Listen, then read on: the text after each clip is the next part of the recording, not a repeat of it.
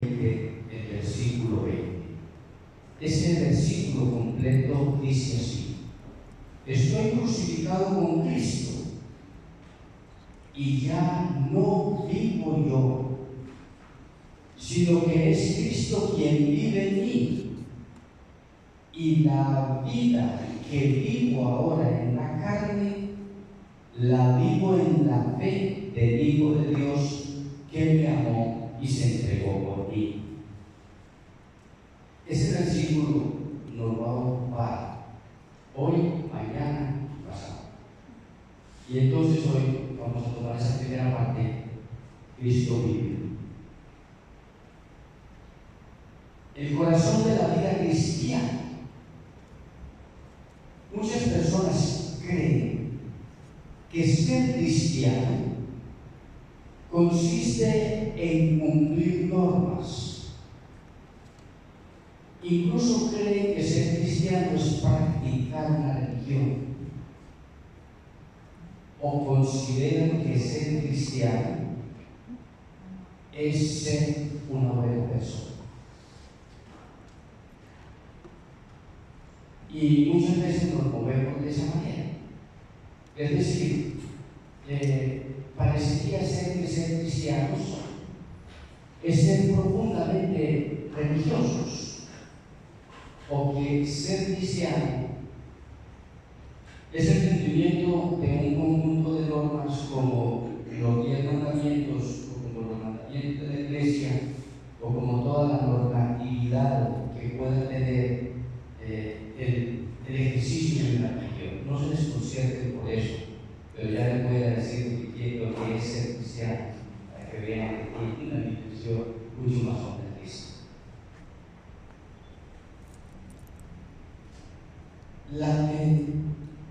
Pero el cristianismo es algo mucho más profundo. La vida de Cristo dentro de nosotros. Eso es decir, el cristiano no es solo alguien que imita a Cristo, sino alguien en quien Cristo vive. Eso no es poca cosa. Eso no es poca cosa. Eso es mucha cosa. El Papa Benedicto XVI, en su carta encíclica Deus Caritas Est, Dios es amor, Dios es caridad, dice con insistencia que nosotros no somos cristianos por la moral, y que no somos cristianos por la doctrina, que nosotros somos cristianos por el encuentro personal con Jesucristo. Pero ese encuentro personal no consiste en que Él esté al lado mío o yo al lado de Él, sino que el encuentro con Jesucristo consiste en que yo estoy en Él y Él está en mí. No es tan fácil, pero eso significa ser cristianos. Y vamos a caminar un poquito y vamos ahondando esto.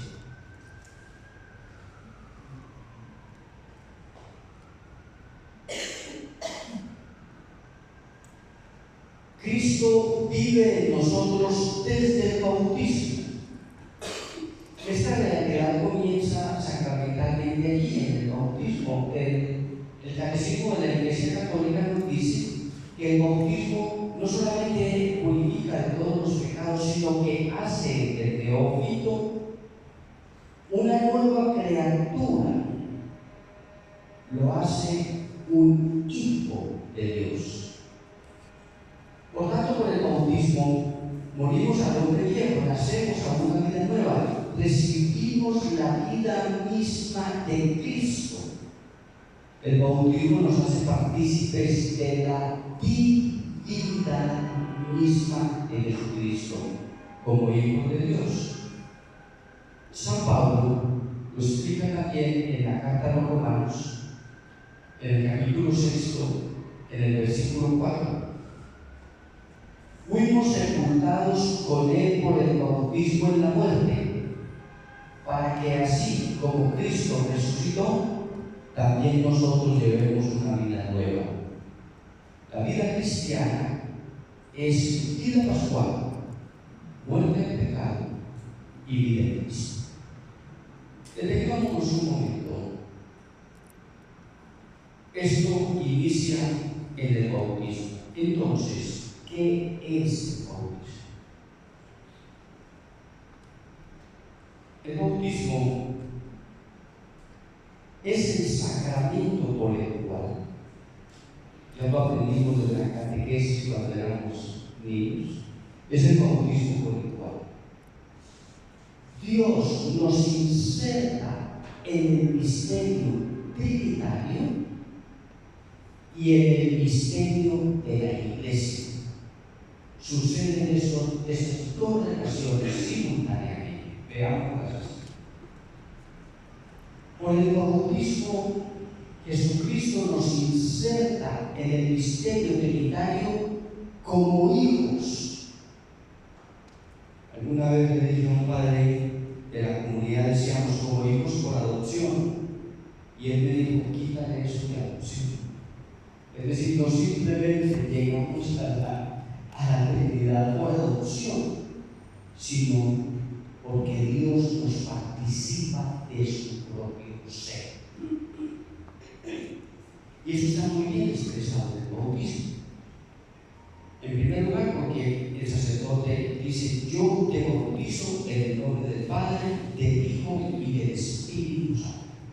Es decir, yo te inserto en la Trinidad Santa, porque por el bautismo tú eres ya parte de esa Trinidad Santa. Eso es extraordinario. Pero en segundo lugar, en los ritos explicativos del bautismo, que son tres. El primero, cuando el sacerdote nos unge con el Santo Cristo, nos dice: para que tú participes de la divinidad de Jesucristo como sacerdote, como profeta y como rey. El profeta es Jesucristo, el sacerdote es Jesucristo, el rey es Jesucristo. Por el bautismo tú participas de él. Y en segundo lugar, nos ponen el vestido blanco. Y cuando te ponen el vestido blanco, el sacerdote te dice: ya eres una criatura nueva, te has revestido de Cristo.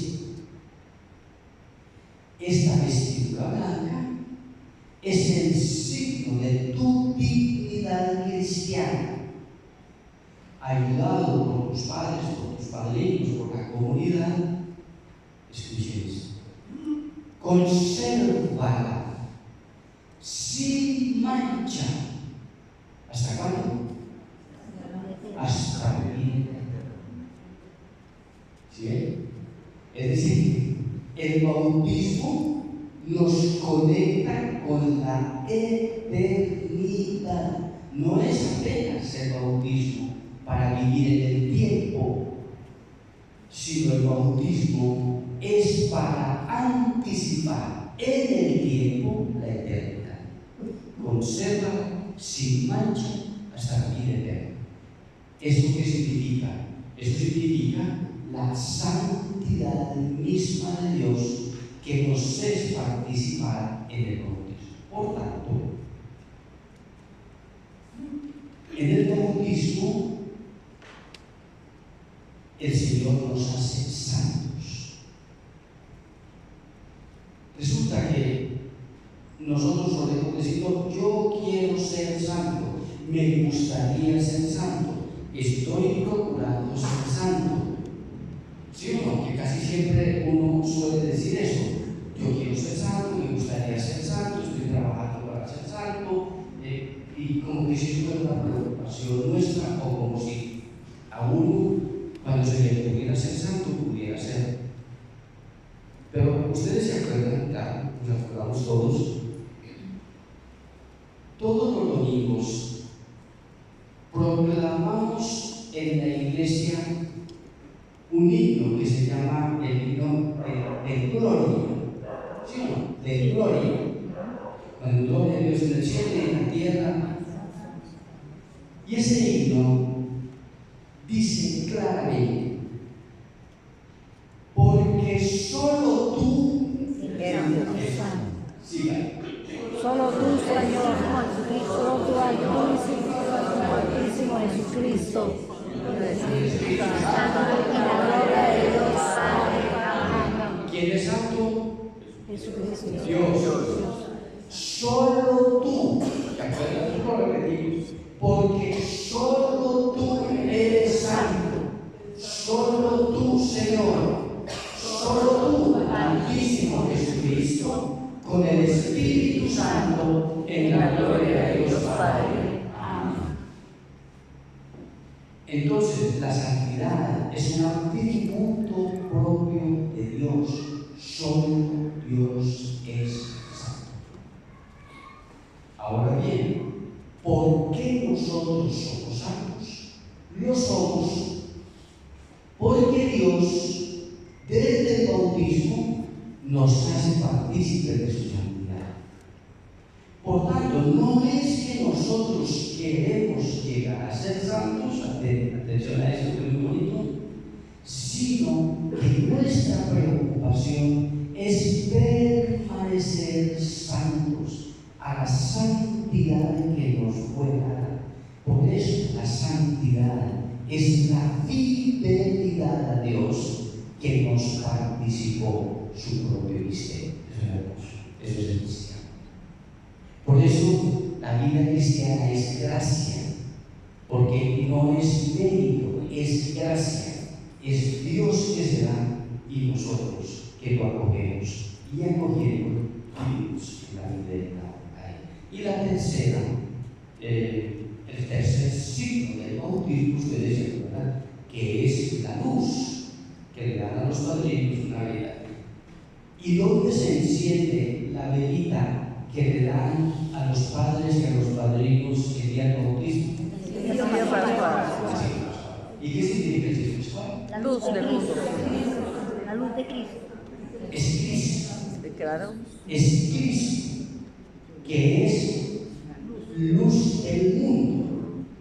Y cuando, ya lo vamos a vivir dentro de poco, en la noche de la Vigilia Pascual, cuando ustedes vean entrar ese sitio que dice luz de Cristo, y cuando escuchen el pregón pascual, en el pregón pascual, esta luz que no conoce el ocaso.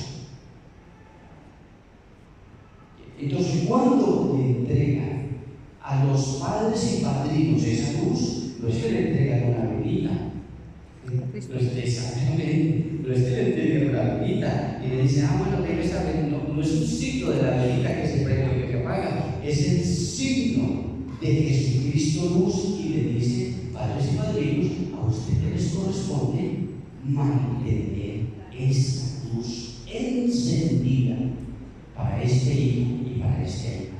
Por tanto, padres y padrinos en la comunidad son la luz de Cristo para que este niño que todavía no tiene, que no puede razonar todavía y entender lo que está pasando en él, pueda ver en sus padres y en sus padrinos esa luz que es Cristo.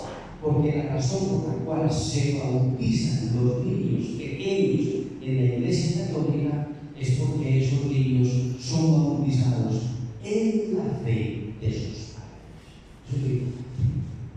Esos niños son bautizados en la fe de sus padres, porque esa fe de los padres es lo que ese niño va a beber, conocer y entender. Bueno, vamos un poquito más adelante, porque esa es la vida cristiana. La vida cristiana no es una doctrina, es una manera de ser, de vivir, de actuar, es un estilo de vida.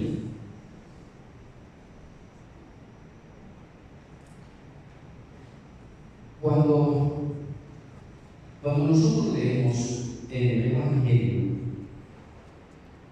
que Jesús mandó a los discípulos a la misión y les dio poder para expulsar a los demonios, para curar a los enfermos, y los envió a anunciar el reino. Miren lo que pasó allí. A veces uno se salta eso. Cuando nosotros vamos a evangelizar, ¿qué hacemos? Llevamos una mochilita y normalmente en esa mochilita llevamos la Biblia, ¿sí? Y ni siquiera la palabra de Dios, entonces uno lleva la Biblia en la mochilita para leer la Biblia a las personas. Pero cuando Jesús mandó a los discípulos, no existía. Entonces, ¿qué pasó? Jesús mandó a los discípulos con el Evangelio puesto en la vida. Es decir, lo que los discípulos llevan a la gente no es una doctrina, sino que llevan a Jesucristo incorporado en su vida. Y por eso los discípulos hacen exactamente lo mismo que hacía Jesús: expulsar demonios, curar enfermos y anunciar el reino. Esto quiere decir que Jesús nos hace partícipes de su propia divinidad, que Él nos hace partícipes de sí mismo para que nosotros seamos en el mundo sus hijos, es decir, sus sacramentos.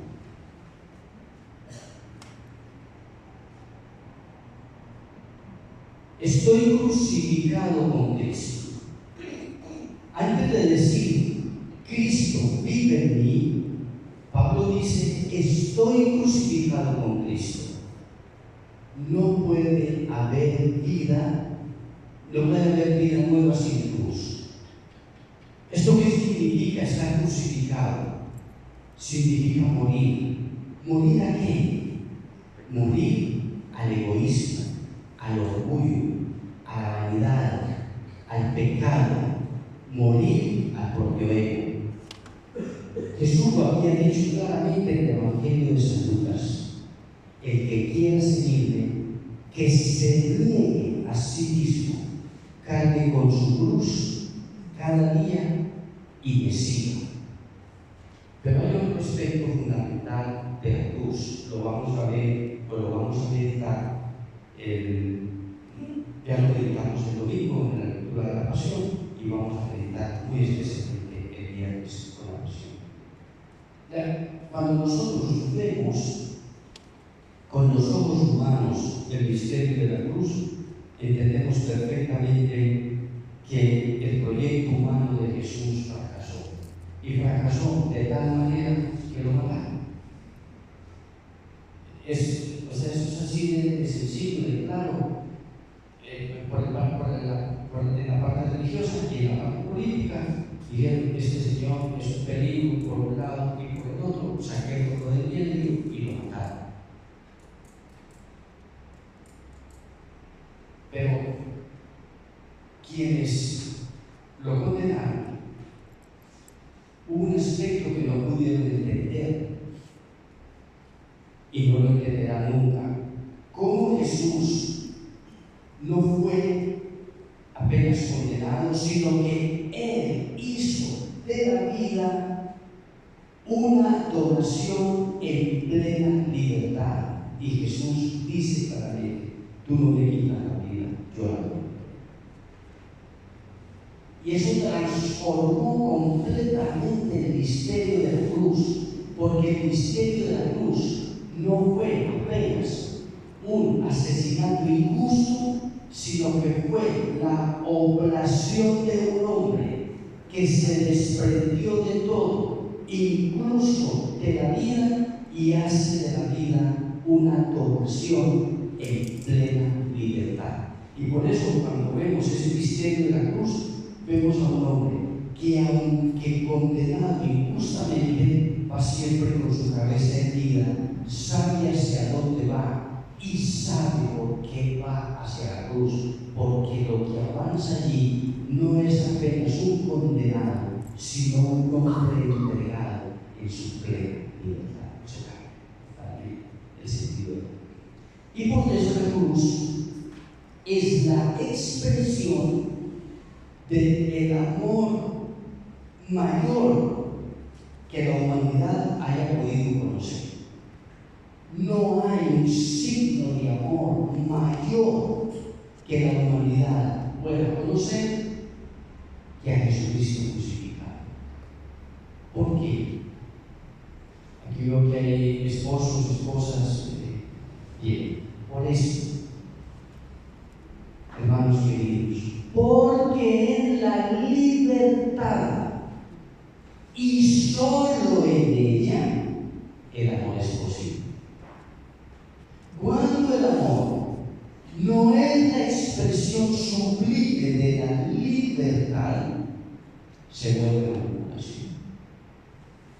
Por eso, en la Iglesia Católica, el sacramento del matrimonio, que es el signo del amor de Dios, el sacerdote y la Iglesia hace hasta lo máximo posible para que esos novios entiendan que ese amor es en plena libertad y de que ustedes vienen a contraer matrimonios sin ser coaccionados, libre y voluntaria. Sí, ven, porque si no hay libertad, no hay posibilidad de amor.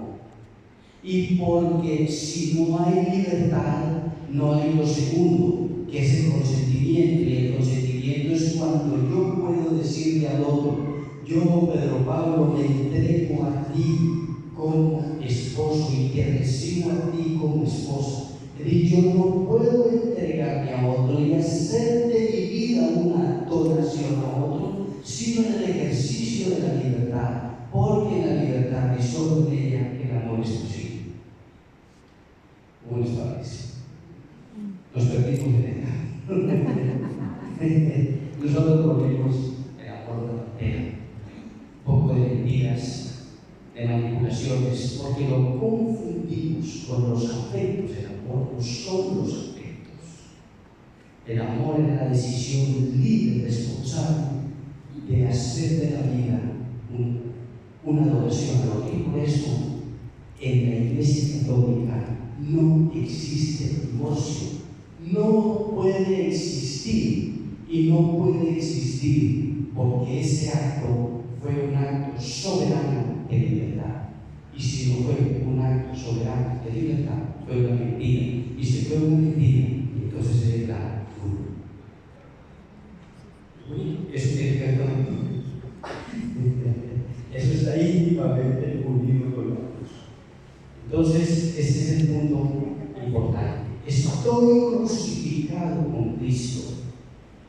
Precisamente porque cuando yo estoy crucificado con Cristo, lo que tiene que prevalecer en mí es esa libertad nítida. Y para que exista la libertad así de nítida, pues yo tengo que dejar que se vaya, que se esfume, que desaparezca el pecado. Y el pecado es toda expresión de egoísmo, de orgullo, de vanidad, de prepotencia, de arrogancia, de soberbia. Es decir, toda aquella altivez que hace que yo no mire sino a mí mismo y no. Por eso la cruz no es solo sufrimiento, es entregar la propia vida para que Cristo sea el centro. Ahora bien, ¿qué significa que Cristo viva en nosotros? Cuando Cristo vive en una persona, su vida comienza a reflejar la vida de Jesús. Por tanto, pensar como Cristo, la mente se va transformando. San Pablo dice: tengan los mismos sentimientos de Cristo Jesús, en la carta a los Filipenses. Que Cristo viva en nosotros significa amar como Cristo. El amor se vuelve más generoso. perdonar, servir, tener compasión. Mirar el mundo como Cristo. La vida ya no se ve desde el egoísmo o desde mí, sino desde el Evangelio. Por tanto, que Cristo viva en mí significa que yo, dejándolo a Él actuar en mí, pienso como Cristo, amo como Cristo, miro el mundo como Cristo. Eso se llama conversión. Y por eso la fe cristiana es esto. La fe cristiana es la adhesión. ¿Saben qué es adhesión? Sí. Unirse. ¿Unirse cómo? Unirse, adherirse, es más o menos como como el color a esa baldosa. Es decir, adherirse significa que usted, por más que quiera, no le va a quitar el color a eso. Que está adherido de tal manera que no se puede separar. Adhesión es eso, que forma una sola cosa con. Fíjense lo que es la fe cristiana. Es adhesión personal y comunitaria a Jesucristo y en Él al misterio trinitario y al misterio de la Iglesia. Eso quiere decir que la adhesión está que no nos podemos separar. No es que uno diga, no, está adherido, es decir, inseparable. Y como es inseparable, por eso usted piensa como Cristo, usted ama como Cristo, usted ve al mundo como Cristo y así cada uno. Si esto lo tomamos en serio, les aseguro que la vida nuestra como iglesia y como sociedad sería bien distinta. ¿Cómo crece la vida de Cristo en nosotros? Hay un camino trazado para que esa vida crezca. En primer lugar, a través de la Eucaristía. Recuerden ustedes, la Eucaristía es una cosa impresionante. De tanto en tanto, al iniciarla, yo intento hacerle caer en cuenta a las personas de lo que está pasando en la Eucaristía. Cuando llegamos a la Eucaristía, llegamos con vosotros, con nuestra vida, con nuestra historia, con nuestras luchas, con nuestros pecados, con nuestros errores, como somos. Pero al llegar allí, todo se hace común, porque la Eucaristía celebra el milagro de la unidad y de la comunión. Y la unidad consiste en, como se dice en el matrimonio, en que los dos sean una sola cosa. Eso significa unidad. Y la unidad entre nosotros es precisamente igual, que cada uno encarne la vida del otro. Es decir, que no es que estás tú aquí, sino que yo estoy en ti y tú estás en mí y juntos estamos en el misterio de Jesucristo, es la Eucaristía. Por eso la Eucaristía es la comunidad. A la Eucaristía vienen todos como son, todos alrededor de la misma mesa y de la misma palabra, construyendo el misterio de la unidad y de la comunión. Entonces eso es lo que alimenta la vida de Cristo. La oración es el diálogo, es el encuentro personal, es ese cara a cara, es esa relación íntima, profunda. Es por eso la oración va adquiriendo el rostro de cada uno encuentra la manera propia de comunicarse con Él, de conversar con Él, de intimar con Él. Y el tercero, la caridad, porque Eucaristía, oración, sin caridad son vacíos. Digamos que la caridad es el culmen de la Eucaristía y de la oración. Y ese es el camino del crecimiento en Jesucristo. ¿Qué nos impide ese crecimiento y esa intimidad? El ego.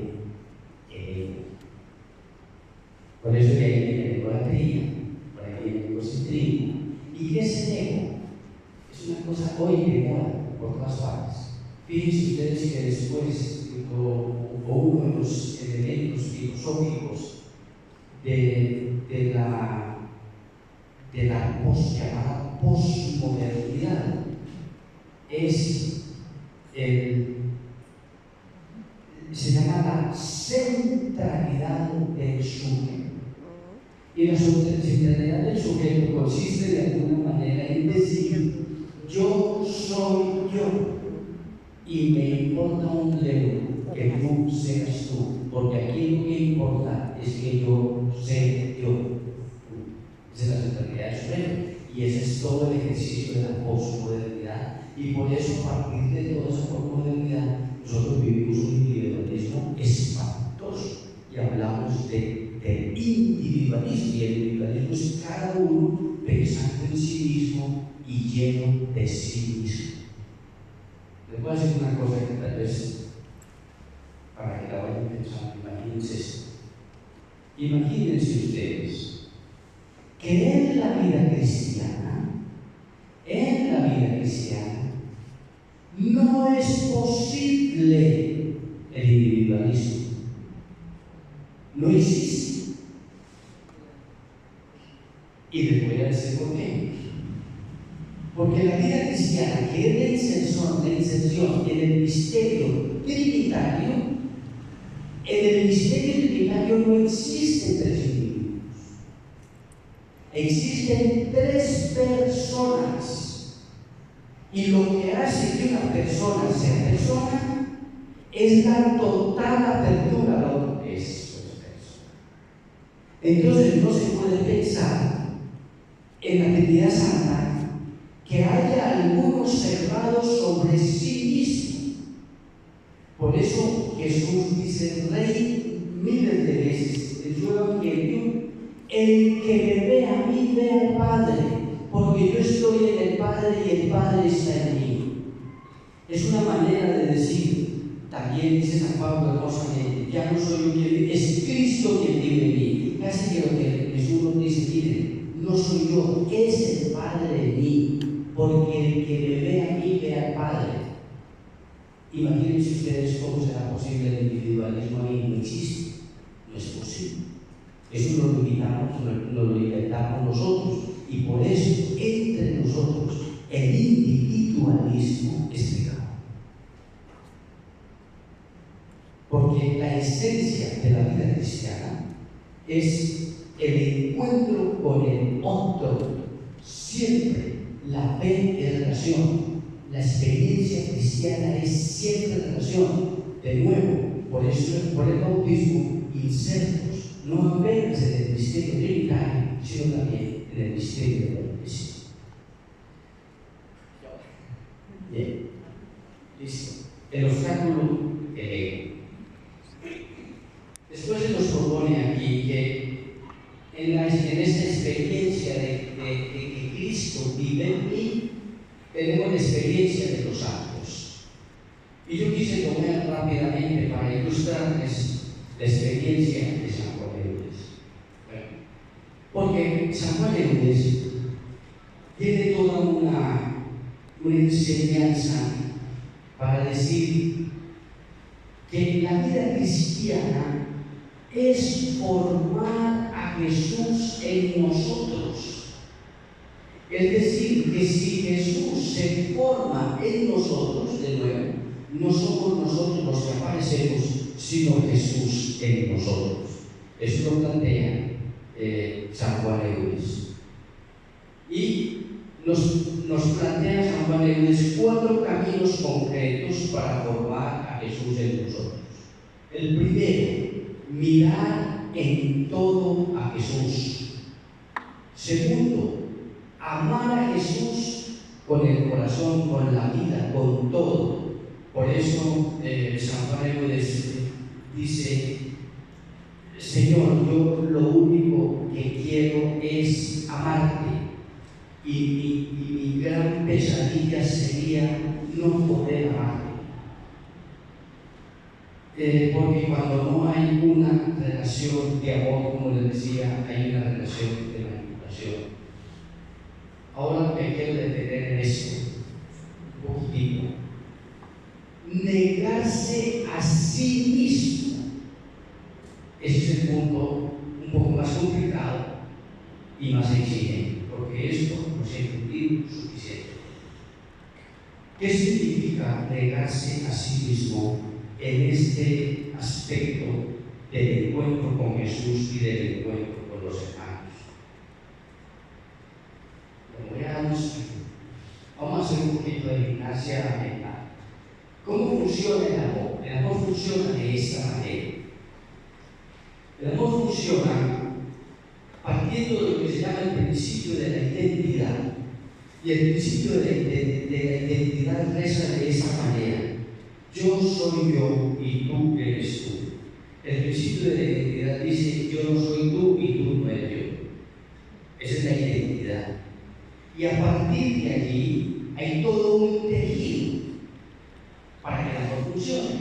Y el tejido consiste en que yo soy yo y tú eres tú, pero yo soy para ti, tú eres para mí, yo soy contigo, tú eres conmigo, yo no soy yo sin ti, tú no eres tú sin mí. Y eso parece una maravillosa, pero eso es lo que Jesús dice en el Evangelio de San Juan, particularmente del capítulo 17, cuando dice exactamente eso: Padre, tú en mí, yo en ti, y después dice: para que ellos estén en ti y el mundo crea. Así funciona el amor es eso. Entonces, ¿qué significa renunciar a mí? Significa lo siguiente: ¿cómo vas a ser tú en mí si yo estoy lleno de mí y yo no abro en mí un espacio para mí? ¿Sí ven? Exactamente. Entonces, es necesario que yo sepa abrir un espacio en mí para que tú quepas en mí.